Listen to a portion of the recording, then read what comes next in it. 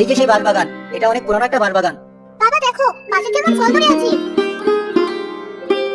আরে তাই তো, এটা তো আমি কোনোদিন দেখিনি। অনেক আগে একবার শুনেছিলাম, 100 বছর হয়ে যাওয়ার পর বার গাছে নাকি ফল হয়।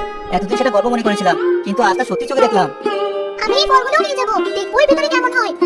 ঠিক আছে, এবার তাড়াতাড়ি এগুলো সব নিয়ে চল, গরুটা আমার ক্ষুধায় তাড়না ছটফট করছে। তুলি ফল পেড়ে তার বাবা কিছুটা বাঁশ কেটে নেয়, নদীর এপারে চলে আসে, গিয়ে গরুকে বাঁশ পাতাগুলো খেতে দেয়। এই নে খাই বাঁশের কুচি কুচি পাতা। এবার আমি একটু এগুলো কেটে দেখি এর ভিতরে কি আছে।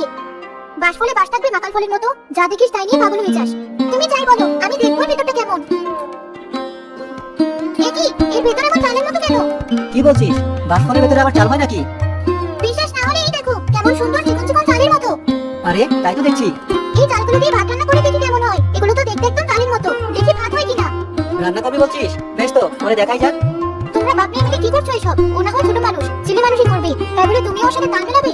মেয়েটা তো আগ্রহ নিয়ে বলছে, দেখি না কি হয়। ঠিক আছে, তোমাদের যা ইচ্ছে হয় করো, আমি জিনিসগুলো সব একটু গুছিয়ে নিই। বাবা আর মেয়ে মিলে ভাত রান্না করতে বসে পড়ে।